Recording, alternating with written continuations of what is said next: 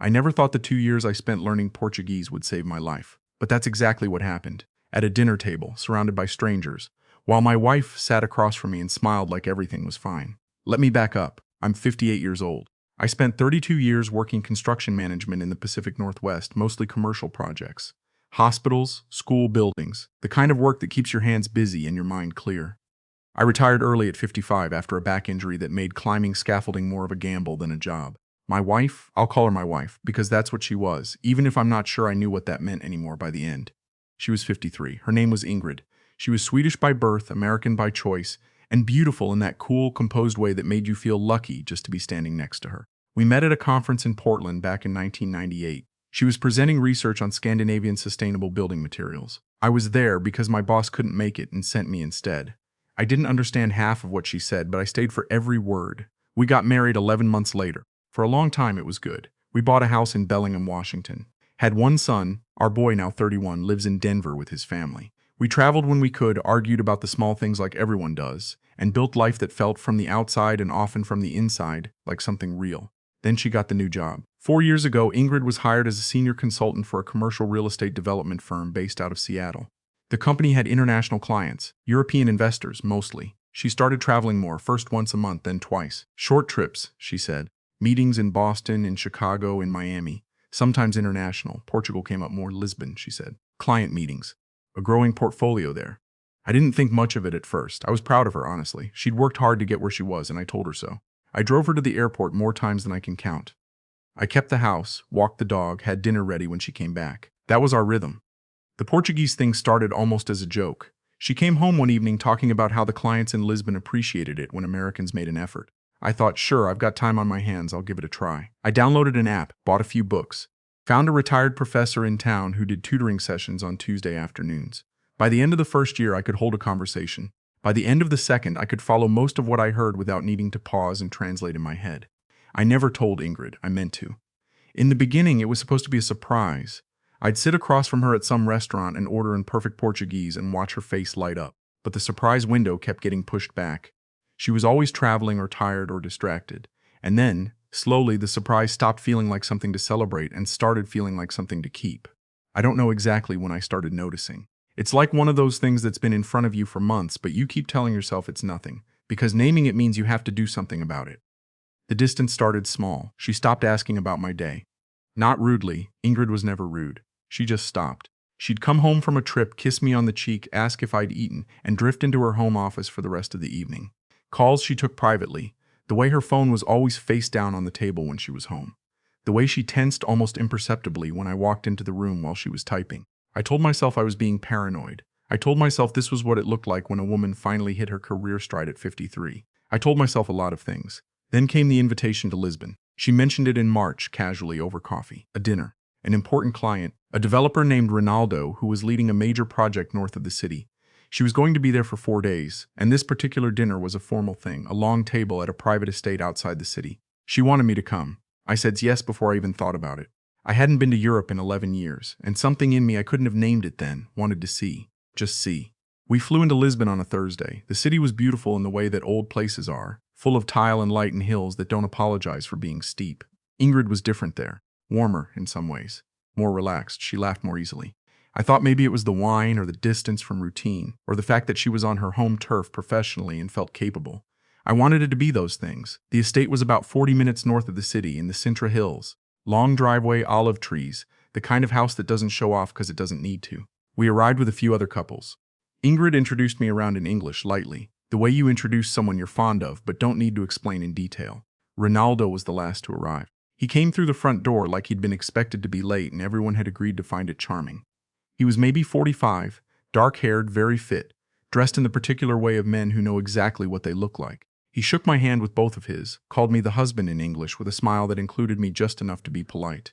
Ingrid's eyes when she saw him, I can't describe it exactly. It wasn't obvious. It was subtle in the way that something true usually is, a softening. A fraction of a second where her professional composure slipped into something else.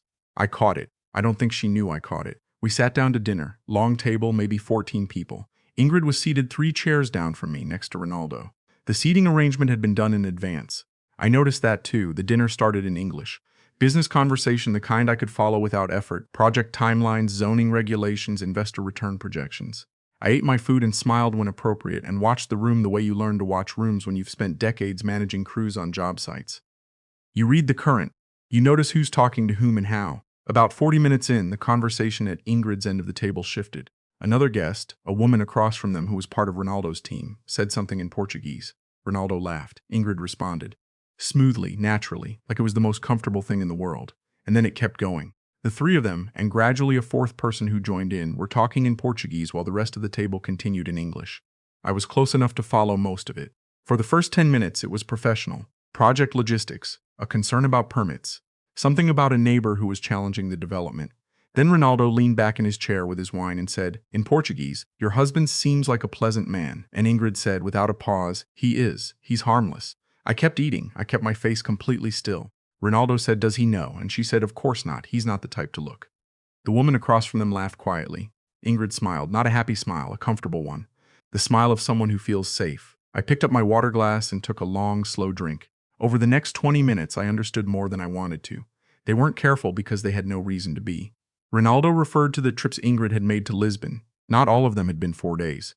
Some had been longer, extended by days she hadn't accounted for to me. He mentioned a weekend in the Algarve in October. I remembered that weekend. She'd told me the client meetings had run long and she'd stayed to finalize contracts. He talked about their plans, not business plans, personal ones. A property he was looking at outside Cascais. Whether she'd thought more about the transition. She said she had, but that it needed to be handled carefully, financially. She used a phrase that translated roughly to his settlement, referring, I understood, to me, to what I'd be owed. How to minimize it. My hands were steady. I don't know how. I think when something is shocking enough, your body goes very quiet. I excused myself between courses and walked to the hallway near the entrance. I stood there for a moment, breathing. Then I took out my phone and I did what any rational person should have done from the start. I opened the voice recorder and pressed record. I slipped it back into my breast pocket. I came back to the table and sat down and ate the next course and listened to everything. By the end of the dinner, I had 47 minutes of recording. The drive back to Lisbon was quiet. Ingrid said she was tired. I said I understood. I looked out the window at the dark hills and thought about 30 years. I thought about our son growing up in that house in Bellingham.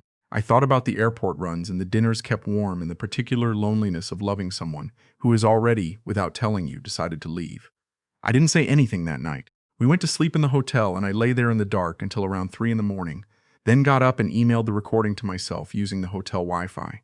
Then I sat on the bathroom floor for a while. The next morning I was cheerful at breakfast. I suggested we walk along the waterfront. She seemed pleased. Relieved, maybe, that I was in a good mood. We had pastéis de nata at a cafe near the Alfama, and she talked about how beautiful the city was, and I agreed with her because she wasn't wrong. We flew home 2 days later. Back in Bellingham, I did not confront her. I called my brother-in-law first. Ingrid's older brother, who lives in Tacoma and who I suspected had no more idea about this than I did. He didn't. He was quiet on the phone for a long time when I told him. Then he said, "What do you need?" I told him.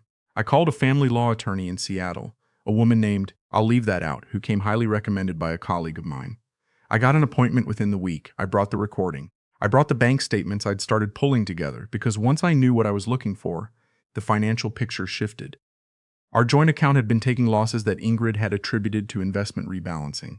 I'm not a financial expert, but I know how to read a statement, and the pattern of transfers over the previous 18 months told a story that had nothing to do with market volatility. The attorney was thorough. Washington is a community property state. 30 years of marriage. My early retirement, her income, our shared assets, it was going to matter, all of it.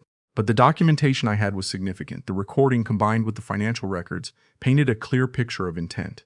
I also had something else. A few days after we returned, I found, while looking for my passport in the home office filing cabinet, a folder I hadn't seen before. Inside were printed emails. Apparently Ingrid had printed them herself, which is the kind of thing people do when they want to feel like something is documented and real. They were between her and Ronaldo. They went back almost 2 years. The Algarve was there. The Cascais property was there. A reference to the house in Bellingham and what it would be worth on the current market. She had been researching the house's value. She had not mentioned this to me. I photographed every page and put the folder back exactly where I found it. There were a few weeks where I lived a kind of double life. I was present, reasonably attentive, did not start fights or disappear. I think part of me needed to see if she would come to me herself. If some corner of our 30 years would push her to say something true. She didn't. She booked another trip to Lisbon for the following month. She told me it was for work. I told her I hoped it went well. Then I called my son. That was the hardest conversation. He's a good man, our boy.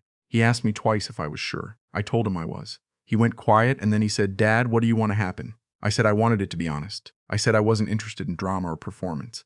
I just wanted it done cleanly and fairly and with as much of my life still ahead of me as possible.